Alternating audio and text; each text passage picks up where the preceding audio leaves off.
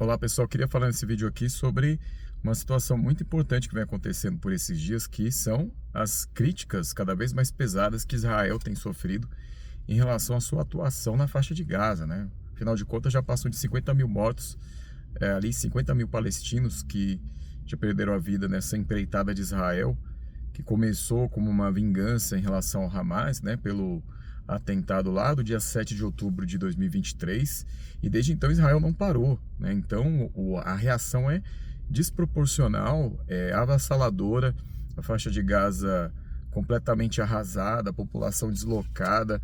E aí, pessoal, Israel tem sofrido muitas retaliações, né, de vários países importantes. Então nós temos aí declarações da Espanha, da Inglaterra, da França, né? A França finalmente resolveu reconhecer o Estado da Palestina. Inglaterra e Espanha estão para encaminhar também esse reconhecimento. O Brasil já reconhece há muito mais tempo, né? Desde a década de 2010. Então, pessoal, cada vez mais países reconhecendo a Palestina, e eu acredito, eu arrisco aqui um palpite que é assim.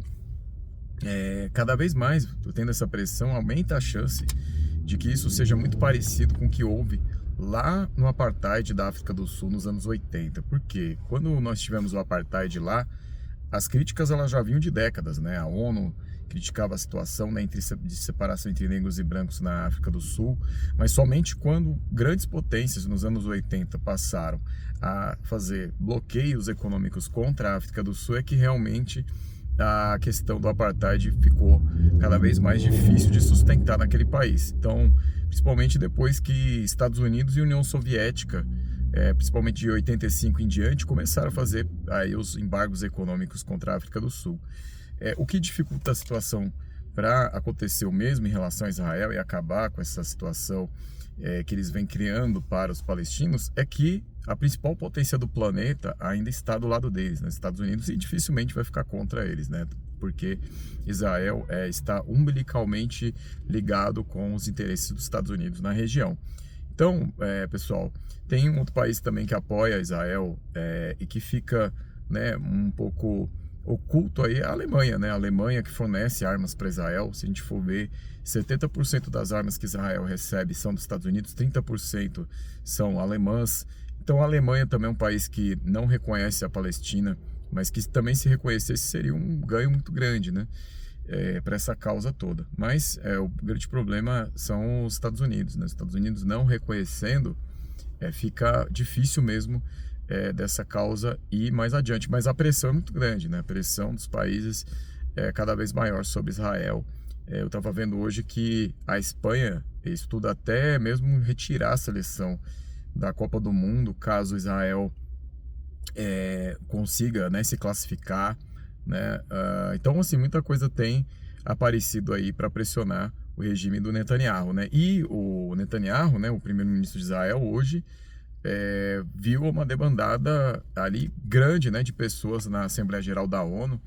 Essa semana na Assembleia Geral da ONU a gente já teve o Lula discursando, colocou ali bastante força no seu discurso para falar sobre a questão da Palestina, né? Criticou bastante Israel, criticou os Estados Unidos, né, que são os apoiadores de Israel. E o que mais interessante é que ele fez isso antes do discurso do Trump, né? E hoje teve essa debandada aí na hora que o Netanyahu foi falar. Inclusive a delegação brasileira se retirou, né, no momento que ele iniciou o discurso. Isso foi muito importante, né?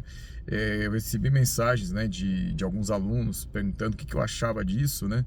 E eu acho que é o mínimo, né? Assim, colocando um pouco aí o que eu penso sobre isso, eu acho que é o mínimo, porque o Netanyahu, ele é o principal responsável, né, por essa situação que vem acontecendo na Palestina.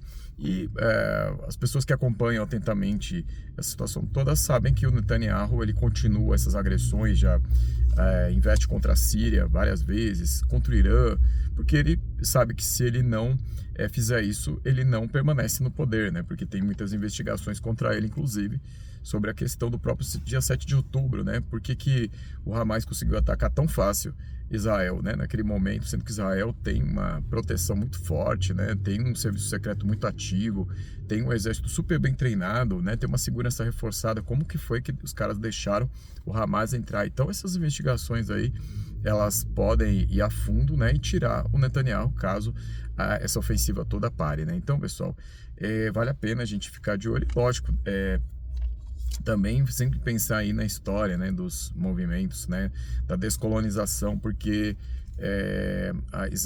Israel e Palestina, essa relação aí é como se nós tivéssemos aí uma das últimas grandes lutas coloniais, né, do nosso tempo, que é a Palestina tentar se livrar desse grande colonizador que é Israel, né, que tem ocupado essas terras que originalmente, se a gente for pensar na partilha daquelas terras lá na época da criação de Israel, Israel já conseguiu muito mais terra do que era para ter. Essa é a questão.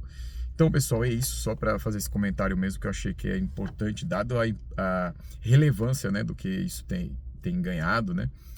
Esses discursos, esses últimos aí, o discurso do Netanyahu, que foi assim, que as pessoas saíram, né, não quiseram ouvir, o discurso do Lula. Então, e também o discurso do Gustavo Petro, né? Importante lembrar disso essa semana. Tem até uma foto lá do Lula abraçando o Gustavo Petro depois do seu discurso, né? O Gustavo Petro também foi bastante enfático, né? E aliás, para pegar a questão do Brasil, o presidente Lula declarou que vai entrar na ação conjunta aí com a África do Sul para tentar fazer um bloqueio aí contra Israel, né? Para que Israel seja realmente responsabilizado pela situação que está acontecendo. Ok, pessoal? É isso que tinha para falar aqui. Então é isso, vamos acompanhar essa situação. Até mais.